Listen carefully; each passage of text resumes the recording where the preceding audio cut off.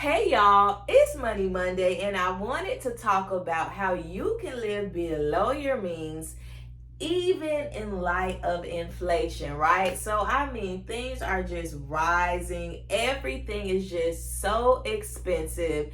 It is inflation from the time you wake up in the morning to the time you go to bed, okay? But you can still live below your means in light of all that. So let's get into these helpful strategies. But before I get started, please be sure to like, share, and subscribe to my channel.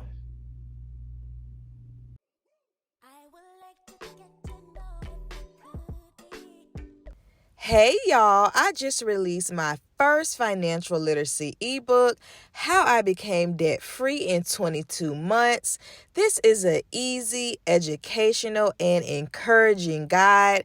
I want you to check it out. It's only $5. Look in the link in the description box below and click that button. All right, y'all. So first things first, use cash. I talk about this all the time on my channel about how using cash and my budget binder really helped me to live below my means. Because here's the thing with cash, y'all. When you have cash and you giving that cash physically to somebody, like you see where your money is going, and you also feel, just that little twang, like, let me make sure I'm spending this right, okay? Versus when you're, swiping your credit card, you just swiping that thing. You don't know what's in there. You tell yourself you keeping track in your head, but you really not. And then sometimes, things hit the account just a little later. Next thing you know, you done overspent. And that was something that will always happen to me previous to me using cash. Now, of course, you're not going to use cash for everything, right? You're not going to pay your light bill in cash. You're not going to utilize, cash to pay your rent.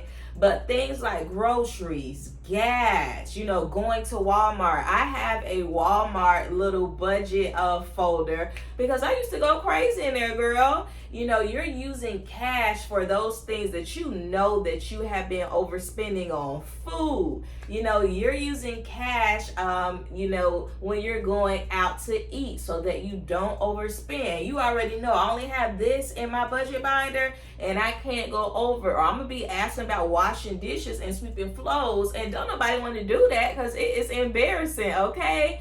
So use cash. I can say that every time I use, my budget binder, which I use it, regularly, I always have a little something left over. I don't know what it is, but I feel like I've trained myself to not spend everything in that budget binder, and I would encourage you to do the same. So use cash. When we are talking about living below our means, especially in a state of inflation, it is so important to tailor your social media to reflect that, right? So many times, folks are on Instagram, Facebook, wherever, and they are just straight up stunting, straight up flexing about all this stuff that they got. And little do you know, it came with a whole bunch of debt, or they didn't even buy it. But those things creep just into your mental. And next thing you know, you can't live below your means because you're trying to keep up with somebody who you don't even know. So it is so important to tailor your social media, right? Unfollow, the accounts that are, going to encourage you to go over your budget, or you're going to see something that they have and you're going to want it. Unfollow those accounts. Start taking in good financial advice from people who have done, what you're trying to do. Start, looking at those accounts. Start liking those photos so that you can tailor your social media so that all of that junk isn't popping up and the things that you need to see are popping up. So tailor your social media. Another thing that is so important is your needs and your wants. I remember getting those things mixed up all the time, okay? Because it's hard sometimes, I need this new outfit, or I need to go on this trip. And no, you don't, right? You need to be financially responsible. So think about, what are my needs? I need a place to stay. I need gas in my car. I need food in my stomach. Those are needs. But so many times, the waters just get a little muddy, especially, when you see something that you want and you just feel like you have to have it, look at those needs versus wants. You may just want to write that down, put it in your wallet, so you don't forget. But that's so important. I remember previous to becoming debt free, back in the day when I was swiping my debit card like a ninja girl and my credit card too, I used to just, I would say, I needed it, but that was not the truth.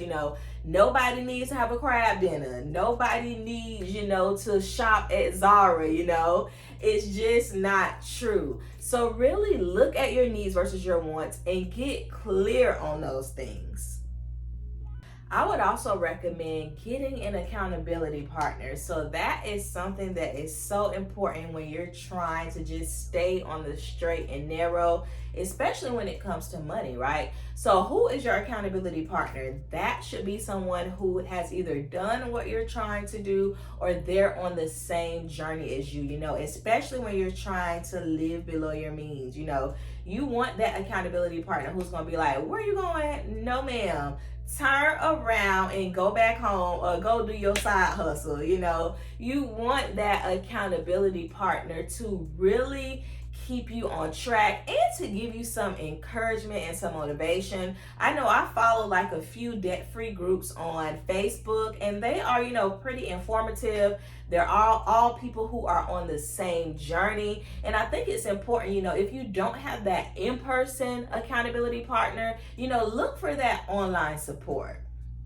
I always talk about this, but a mindset shift has to happen when you are trying to live below your means, And when I talk about a mindset shift, what I'm saying is that you have to get in the mind frame that you are able to reach your financial goals, that you're able to be financially responsible, that, it's going to take some time, but you can do it. Your mindset really has to shift to the financial person that you hope to be. So when you think about, your financial self and who you hope to be, like what would that mindset look like? And sometimes, that takes some exploring. I know for me, I knew that person, would not use credit cards. So I knew that was something that I would already have to put in my mind that I'm not going to live that lifestyle.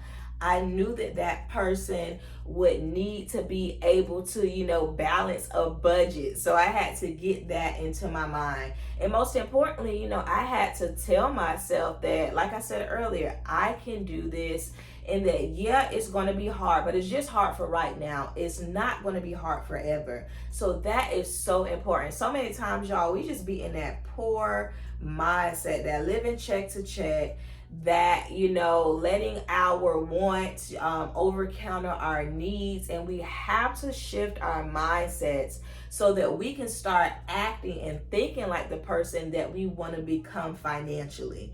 Listen, if you are on this debt-free journey, I want you to click on one of these playlists here so you can get all the encouragement you need and so you can know how to live below your means. Bye.